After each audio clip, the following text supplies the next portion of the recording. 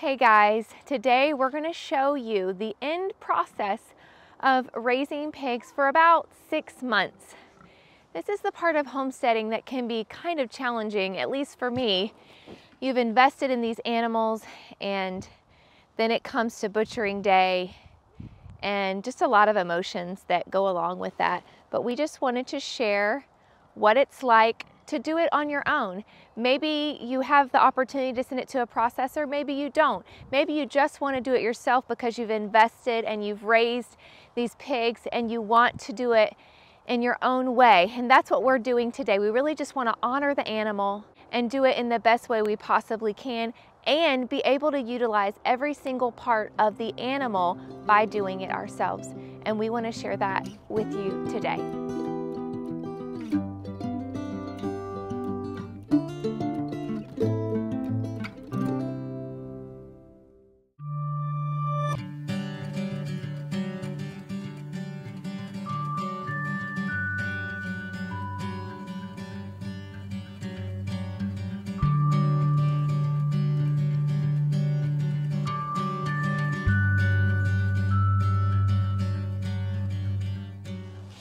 So we have finished killing, well, I should say Travis has finished killing the pig, and I'll be honest, that was a hard one.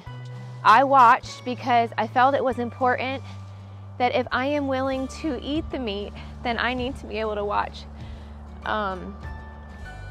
him kill the meat and be a part of that process. Like I said, this is one of the parts of homesteading that's really hard, and there's not a killing that goes by that I don't get emotional, and it's hard.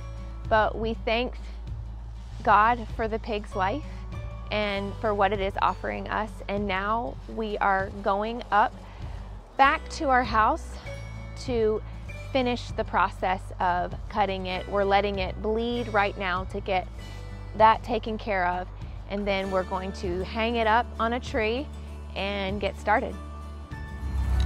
What do you guys think about the pig? I don't know. The pig is very awesome. It's awesome? Yeah.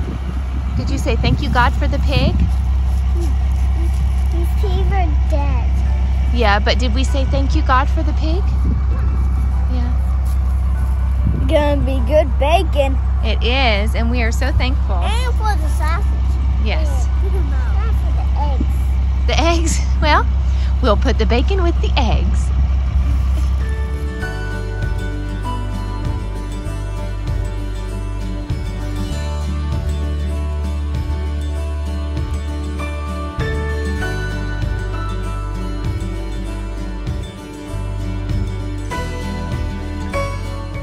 You got a tendon right here, and that's what you hold it by.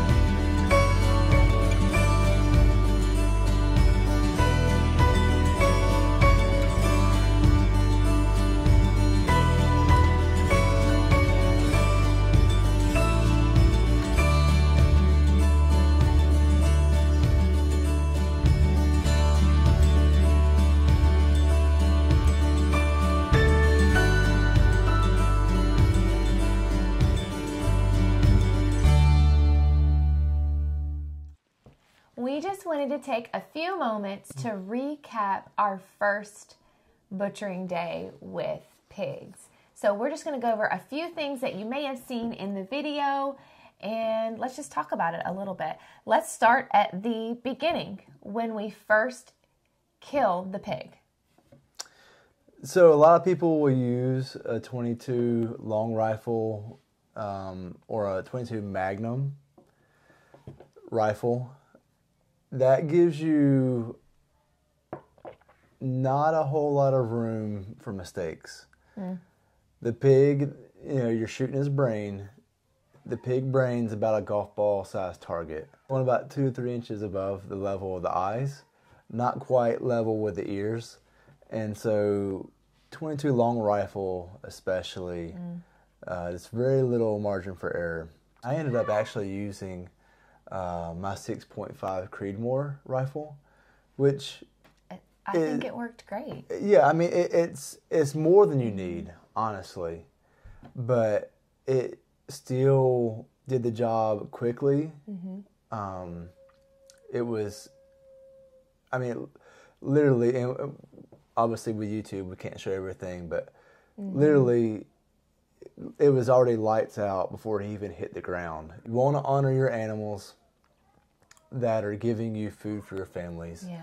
You want to make it as quick and painless as possible. And so getting that good first shot and dropping them right where they are, I mean, you can't get any better. 6.5 Creedmoor, like I said, it's more than you need, but it also didn't do unnecessary damage, especially if you want to use the head. You probably have heard a lot of folks talk about head cheese with pigs, and there is a lot of meat on a pig head, especially those jaws. I mean, they're using those jaws all the time, and so to throw that away is really a waste. It's really a waste. So the 6.5 Creedmoor, it definitely took out the important area, the skull and the brain, but it didn't damage any of the surrounding meat, and so we were able to utilize the whole pig head. I do want to prepare you too, in case you've never harvested an animal, even with a direct shot to the brain that kills them instantly, there will be a period of time after that where the animal will go into what they call the death throes. It's already dead. I mean, there's no brain activity. It's dead. But its body kind of doesn't know that yet. Much like a chicken. Yeah, you probably heard about the chicken. Even if you take its head off, like it can run around the ground. It's dead. Its body doesn't know it yet. So be prepared that even if you have a good kill shot, it's down, it's done. There will be some movement and some thrashing around with its legs, especially. They have a little gap of time, about 10-ish or so seconds before it starts to do that you need to stick it, and we stuck it in the carotid, in the neck, to let it bleed out, because you want to get all that blood out, and while the heart is still pumping, is a great time to do that. So that's getting all that blood out will really help with your meat and the taste of it. Yeah. All right, so you shot the pig, and then you sliced it, let it bleed out. We are quite a ways away from our house, but we needed to get it back up to the house to start the process of gutting it and all of that. So we had to get a little creative. And one of the reasons we're showing you guys these videos is to show you how doable it is to have your own animals, to harvest your own animals on a limited budget. Or no budget. Or no budget, exactly. So we don't have all the heavy equipment and all the extras to harvest these animals. So we have to get a little creative and think of a different way to do it. So one of the ways we started out with, and I'm just going to show that picture up again, is that we rolled the pig onto the kid's sled, and we were going to try to pull it up the hill to our house. That proved to be a little problematic because the string broke. I mean, we got the pig on the sled. Travis, you saw in the video, was pulling it, and then we were going to hook it up to the truck and take it on up. The string broke. We couldn't get it to work halfway up, so we had to think of a different plan. Travis does have tools for tree work. He does some tree work on the side, and had a, what would you describe this as? It's a log dolly. A very good log dolly. It's a tool for moving logs. Also a pig dolly. Now, so we got everybody together and pulled that pig, which was very heavy, onto the log dolly, and then we pulled it the rest of the way with the log dolly. And that's how we got it up there, because we just didn't have this big machinery or anything that we could lift the pig. But we still, it was a little harder to do, but we got it up there. Then comes the part where you need to hang up the pig. Had to get creative with that as well. Yeah. So your tree work and the tools that you have came in handy for that. Yeah, you don't have to have, like, we ended up using a pulley and have a good rope. You don't have to use the pulley. If you just had just a basic, and it doesn't, they're 300-pound pig is nothing compared to a tree that's thousands of pounds. So even something as simple as like your Home Depot or Lowe's rope that you buy there, it's sufficient. You don't have to have the pulley. It just makes it less friction. But yeah, and you saw in the video how we put the gamble. That's called a gamble hanger. So basically like a hanger. Let's just throw that picture up there too, and how we hung the pig. This is probably the most fascinating part for me, that you could hang a pig by its tendons. For those of you that hunt, that's how we do deer. That's how we do any kind of animal that size or larger. It's how I would do our cows. So yeah, we just basically put the gamble in there at the tendons, and then had the rope around the pulley and on the branch, a good sturdy branch. Tied it to the hitch of my truck, and then just raised it gently. Let's talk about the methods. We've got the pig up. Let's talk about the three actually different methods you can use for taking care of the skin part. You can use a barrel, and you can scald it much like you would do a chicken. But you're going to need obviously a large barrel. We did not have that equipment.